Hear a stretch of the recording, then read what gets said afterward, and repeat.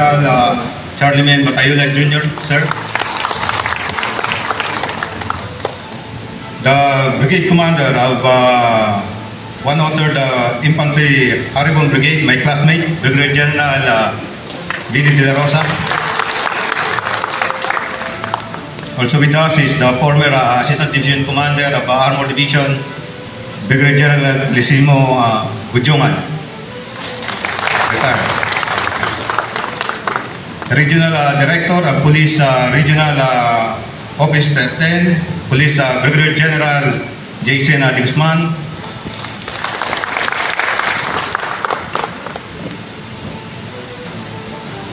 Also my classmate, the Group Commander of 10 RCDJ RESCOM, Colonel Luciano Cayman. Before I proceed to other officers, let me also unahin muna si Vice Governor ng Lanao del Norte, Honorable Alan Lim. Nandito rin yung mga battalion commander ng 2nd Mechanized Brigade. Then Colonel Eugene Flores, the commanding officer of the 4th Mechanized Battalion. Then Colonel Piag, the commanding officer of 5th Mechanized Battalion, together with his wife, Ayla. Let me recognize yung presence ng aming executive officer, Colonel Dennis Mark Malinit, and his wife, Christine. The Provincial Director of Lanao del Norte, Police Colonel Roy Magsalay. The City Director of Iligan City Police Office, Police Colonel Jerry Tambis. The Commanding Officer of the 1st Cavalry Battalion, Lieutenant Colonel Romeo Gabor.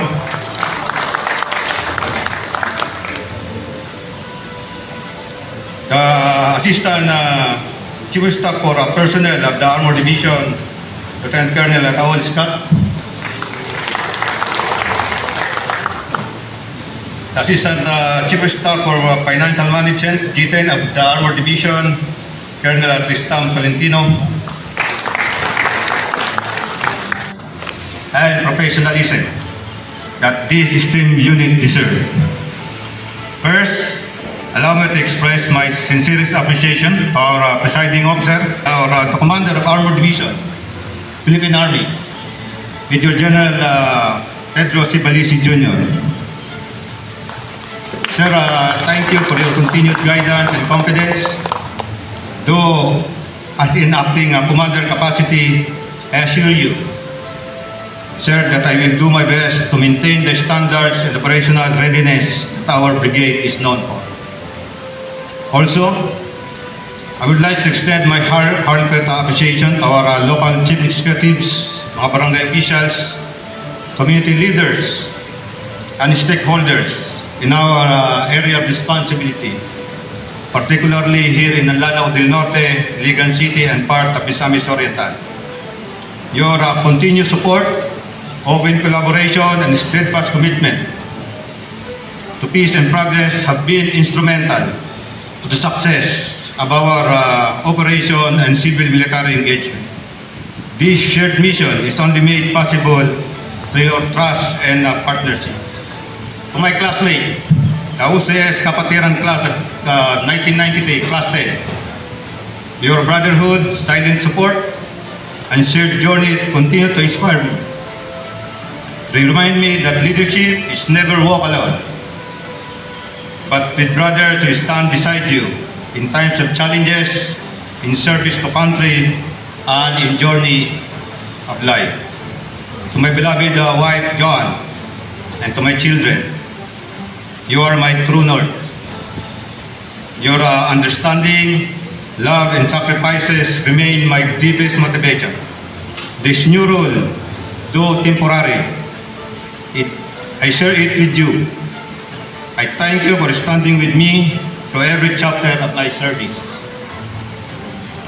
To my friends,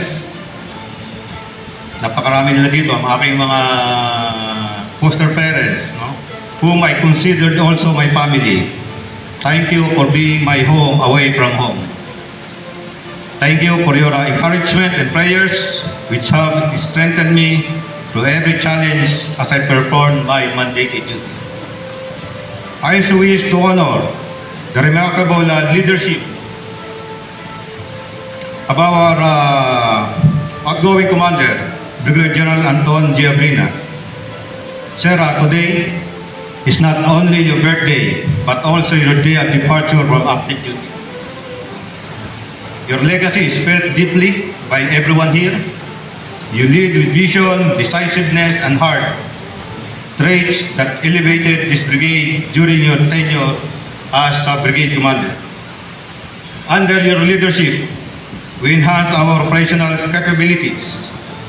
We're able to deepen the community partnership built in trust and respect. We safeguarded the peace in Lanao del Norte, Iligan City, Misamis Oriental, and beyond. Sir, your choice to remain with the unit until your final day in uniform is a testament to your dedication and character. We salute you, thank you, and wish you peace, joy, and continued impact in this next chapter of your life. Palakpakan po natin ang ating outgoing commander. Commander rule, acting commander rule. I am aware that leadership, whether permanent or transitional, must be purposeful and clear. I therefore lay down the following priorities which will guide this brigade during this period. I summarize it in a meaningful and easy to remember acronym, ACTIVE, ACBIBE, that captures the core of my command philosophy. Each letter represents a core value and direction for the 2nd Mechanized Brigade under my leadership. A, for accomplish the mission, ensure operational readiness and decisiveness in combat and security operation, with focus on protecting the people and preserving the peace that we have gained. C, for care for the troops. Prioritize the welfare, training, morale, and development of every soldier, because I believe that a cared for soldier is a committed soldier.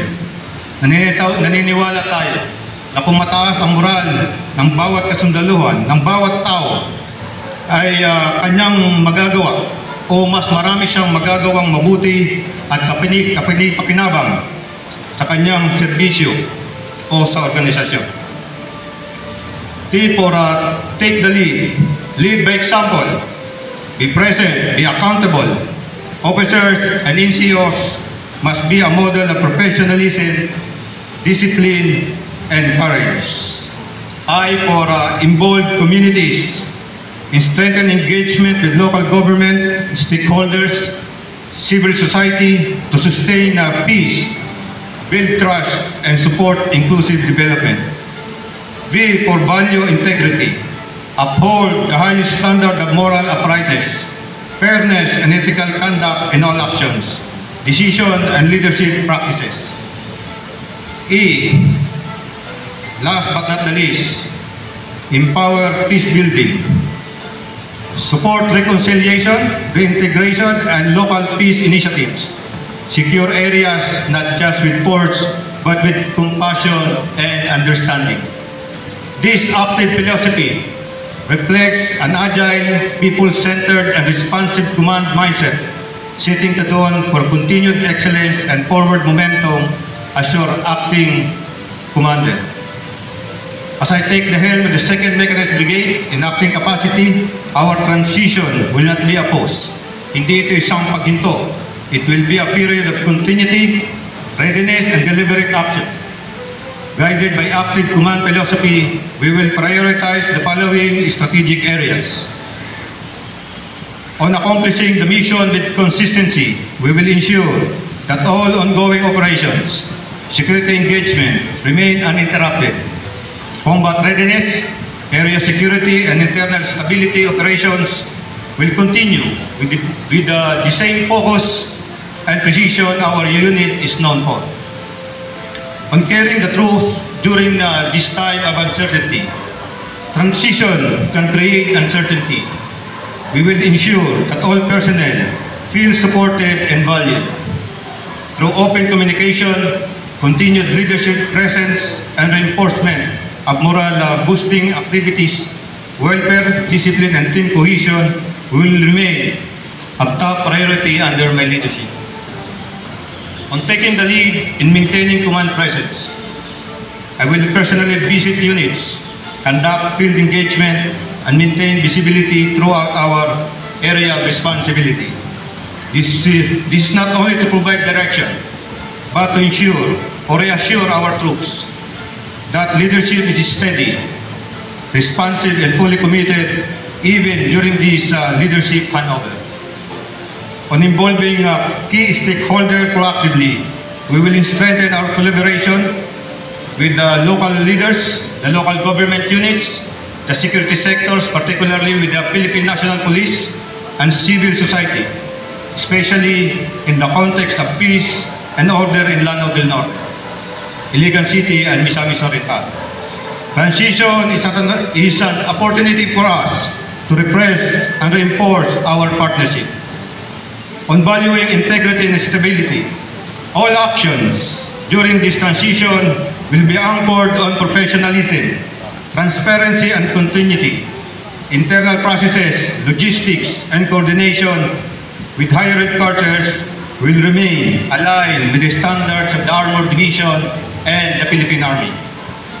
On empowering peace-building initiatives, with October 2025 BARM elections drawing near, even though our area of responsibility is outside BARM, we will intensify our coordination with the COMELEC, peace mechanism, and local stakeholders, particularly in communities that have presence of peace-inclined groups, to actively support inclusive and sustainable peace effort in the region.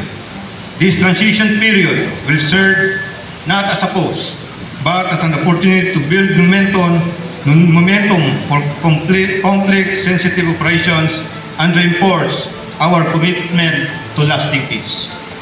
This strategic focus ensure that the 2nd Mechanized Brigade remain disciplined, dependable, and forward-looking, not just during the transition, but throughout all its operations.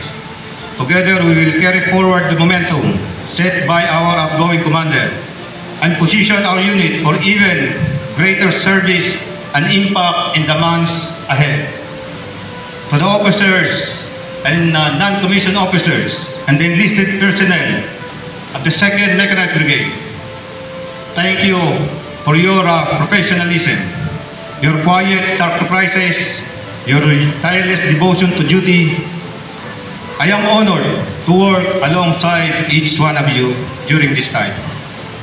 Service in the armed forces is not defined by titles or duration. It is defined by commitment. Whether as a commander or acting commander, our mission remains unchanged: to protect, to serve, and to lead with honor. We are more than just a brigade of warriors. We are peace builders, nation builders, and defenders of our people's future. In closing, I encourage all the members of the 2nd Mechanized Brigade. Let us press forward together. Let us carry our banner with pride, continue to build on our shared legacy, and ensure that in every action we reflect the professionalism, excellence that this unit has always stood for. As your acting commander, I commit in leading with humility, integrity, and firm resolve, upholding the tradition of this brigade, honoring the legacy of our outgoing commander, and preparing the ground for our next commander. Before I end, allow me to share a personal thought that reflects the values I uphold in this brigade. And I quote, "True leadership is measured not by power, but by the peace you build, the people you uplift, and the legacy you leave behind. Unquote. This will be my compass as your acting commander, to lead with integrity, to serve with humility, and always place mission, troop welfare, and peace at the heart of our operation. Together, let us sustain our gains, face the future with courage, and carry the proud name of our brigade, the 2nd Mechanized Infantry Brigade, with honor and purpose. Maraming salamat po sa inyong lahat. Mabuhay ang 2nd Mechanized Infantry Brigade. Mabuhay ang bagong Pilipinas Armor Advance!